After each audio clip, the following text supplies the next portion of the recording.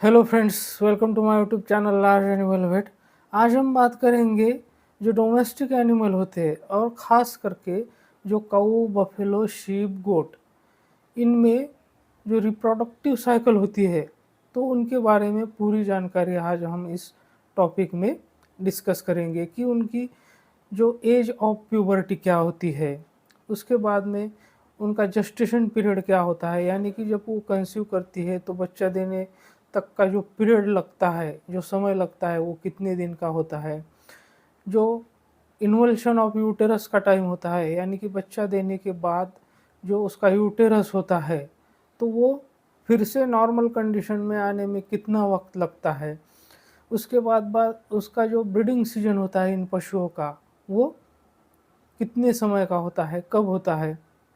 इसके साथ ही जो मैक्सिमम फर्टिलिटी का पीरियड क्या होता है, यानी कि पशु जब हीट में आता है तो जब हम उसको एआई या नेचुरल सर्विस एक्चुअल हम कब दे, यानी कि कब मैक्सिमम फर्टिलिटी के चांसेस होते हैं, उनके स्ट्रेस साइकिल की लेंथ कितनी होती है, उनका जो ड्यूरेशन ऑफ हीट होता है वो कितना होता है, यानी कि हीट में आने के बाद एनिमल कितनी देर तक हीट में रहता है। तो ये जो सभी पैरामीटर्स है, इनके बारे में आज हम विस्तार से चर्चा करेंगे। लेकिन उससे पहले अगर आप मेरे चैनल से नए जुड़े हैं या अभी तक आपने मेरा चैनल सब्सक्राइब नहीं किया है तो प्लीज़ मेरे चैनल को लाइक, शेयर और सब्सक्राइब करें। साथ में बेल वाला आइकन दबाकर ऑल वाला ऑप्शन भी चुनें ताकि भविष्य में आने वाली हर वीडियो की नोटिफिकेशन आपको समय समय पर मिलती रहे।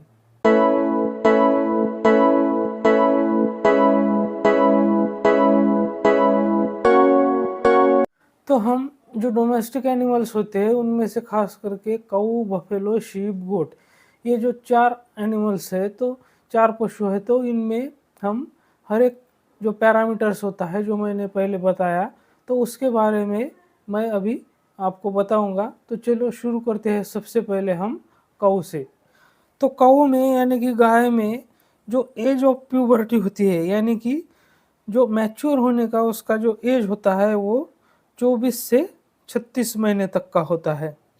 और जो उसके स्ट्रेस साइकिल जो होता है तो उसकी लेंथ कितनी होती है, तो वो होती है 21 दिन की। उसके बाद में उसका जो ड्यूरेशन ऑफ हीट होता है, यानी कि वो हीट में आने के बाद कितनी देर तक हीट में रहती है, तो वो होता है 12 से 24 घंटे तक। और जो टाइम ऑफ ओहुलेशन होता है, यानी कि हीट में आने के बाद जो ओहुलेशन होता है तो उसका जो टाइम होता है वो 10 घंटे से 14 घंटे आफ्टर एंड ऑफ स्ट्रेस, मतलब कि स्ट्रेस साइकिल एंड होने के बाद जो 10 से 14 घंटे होते हैं तो वो टाइम होता है उसका ओहुलेशन का। अब बात करते हैं कि मैक्सिमम फर्टिलिटी कब होती है, यानी कि बहुत ज़्यादा फर्टिलिटी होने के चांसेस कब रहते हैं। तो जो स्ट्रेस साइकिल होती है तो उसके जो लास्ट के 8 घंटे होते हैं तो तब सबसे ज़्यादा चांसेस होते हैं मैक्सिमम फर्टिलिटी के। अब बात करते हैं उसके जस्टेशन पीरियड की। तो इसका जो जस्टेशन पीरियड होता है, यानी कि जो एआई करने के बाद या नेचुरल सर्विस देने के बाद, तो वहाँ से लेकर बच्चा देने तक का जो टाइम होता है तो वो होता है 280 दिन का। उसके बाद जो period of involution of uterus, यानी कि जो यूटेरस है बच्चा देने के बाद वो नॉर्मल पोजीशन में आने के लिए उसको कितना वक्त लगता है, उसको कहते हैं इन्वोल्यूशन ऑफ यूटेरस। तो उसको टाइम लगता है 25 दिन से लेकर 30 दिन तक। और गाय का जो ब्रीडिंग सीजन होता है तो वो थ्रू आउट ईयर होता है, यानी कि साल भर का भी होता है। अब बात करते हैं हम बफेलो के बारे में। तो बफेलो की जो एज ऑफ प्यूबर्टी होती है तो वो 36 महीने से लेकर 42 महीने तक का पीरियड उसको लगता है।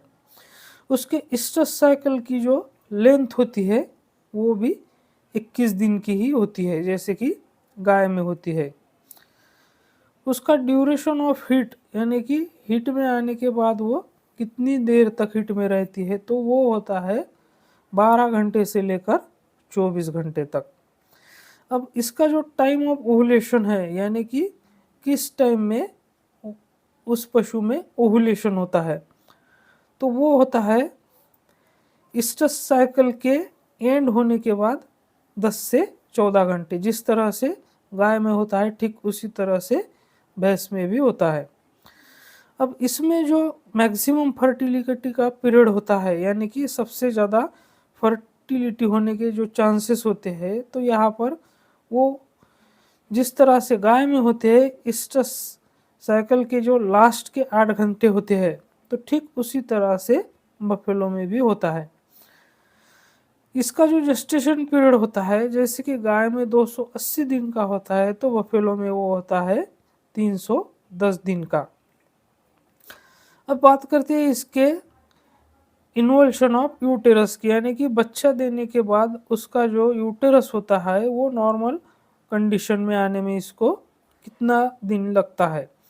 तो गाय में जैसे 25 से 30 दिन लगते हैं, तो बफेलो में 25 से 35 दिन का पीरियड लगता है। अब बात करते हैं हम इसके ब्रीडिंग सीजन की। तो इसका जो ब्रीडिंग सीजन है वो सितंबर से लेकर फरवरी तक का होता है।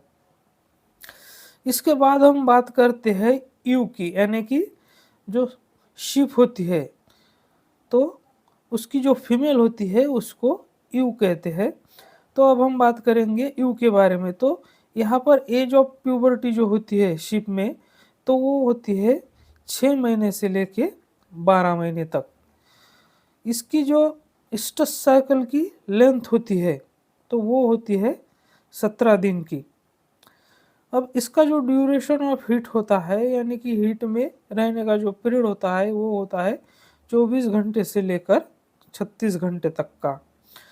और इसमें जो टाइम ऑफ ओव्यूलेशन होता है, यानी कि ओव्यूलेशन कब होता है, तो जो ईस्ट्रस साइकिल होती है, तो उसके एंडिंग में जब ईस्ट्रस साइकिल एंड होने का टाइम आता है, तो वहाँ पर इसका ओव्यूलेशन हो जाता है। अब इसमें बात करते हैं हम मैक्सिमम फर्टिलिटी का पीरियड कब होता है। तो मैक्सिमम फर्टिलिटी का पीरियड जो यू में होता है, यानी कि शीप में होता है, तो वो सेकंड हाफ ऑफ ईस्ट्रस में होता है। जो ईस्ट्रस का सेकंड हाफ होता है वह यहाँ पर मैक्सिमम फर्टिलिटी का पीरियड होता है। तो यू में जेस्टेशन पीरियड जो होता है वो 150 दिन का होता है। अब इसमें जो यूटेरस का इन्वोल्यूशन का पीरियड होता है, तो वो होता है 15 से 20 दिन का। और जो इसका ब्रीडिंग सीजन होता है, मतलब कि यू में जो ब्रीडिंग सीजन होता है वो होता है जून से लेकर अगस्त तक और जनवरी से लेकर फरवरी तक का। तो इसके बाद हम बात करते हैं डो के बारे में, यानी कि गोट के बारे में। तो गोट की जो फीमेल होती है उसको डो कहते हैं। तो गोट में जो एज ऑफ प्यूबर्टी होती है, तो वो होती है 6 महीने से 12 महीने तक, जैसे कि शीप में होता है। और जो ईस्ट्रस साइकिल की लेंथ होती है, तो वो होती है 20 दिन की। और जो ड्यूरेशन ऑफ हीट होता है, यानी कि हीट का जो इसका ड्यूरेशन होता है, वो होता है 24 घंटे से लेकर 36 घंटे तक का, जैसे कि शीप में होता है। अब यहाँ पर जो ओव्यूलेशन का टाइम होता है, तो वो इसमें भी जैसे कि शीप में ईस्ट्रस साइकिल के जो एंड में होता है, तो ठीक उसी तरह से टॉवर्ड द एंड ऑफ ईस्ट्रस इसमें भी वही टाइम होता है ओव्यूलेशन का। अब यहाँ पर जो मैक्सिमम फर्टिलिटी का पीरियड होता है, तो ठीक शीप की तरह जैसे कि सेकंड हाफ ऑफ ईस्ट्रस होता है, तो यहाँ पर भी सेकंड हाफ ऑफ ईस्ट्रस इसका जो मैक्सिमम फर्टिलिटी का पीरियड होता है। अब जेस्टेशन पीरियड की बात करें, तो जेस्टेशन पीरियड जैसे कि शीप में होता है 150 दिन का, तो ठीक उसी तरह से गोट में भी लगभग 150 दिन का ही होता है। अब यहाँ पर जिस तरह से यूटेरस का जो इन्वोल्यूशन होता है, यानी कि यूटेरस जो नॉर्मल कंडीशन में आने में जो टाइम लगता है, तो वो जिस तरह से शीप में 15 दिन से लेकर 20 दिन तक का होता है, तो ठीक उसी तरह गोट में भी 15 दिन से लेकर 20 दिन तक का होता है।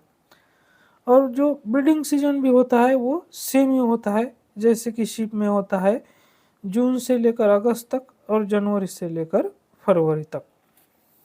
तो ये पूरी जानकारी जो है वो जो पैरामीटर्स मैंने बताए हैं तो उससे आपको बहुत मदद मिलेगी फील्ड में। जो डोमेस्टिक एनिमल्स होते हैं, खास करके जो गाय भैंस और भेड़ बकरी होती है, तो उनके सभी जो पैरामीटर्स होते हैं, नॉर्मल जेस्टेशन पीरियड्स होता है, ईस्ट्रस साइकिल की लेंथ होती है, रिप्रोडक्टिव साइकिल के जितने भी पैरामीटर्स होते हैं वो मालूम होना बहुत ज़रूरी होते हैं। इसलिए मैं इस टॉपिक पर आज ये वीडियो लेकर आया हूँ। तो मेरे साथ बने रहने के लिए आपका बहुत बहुत धन्यवाद।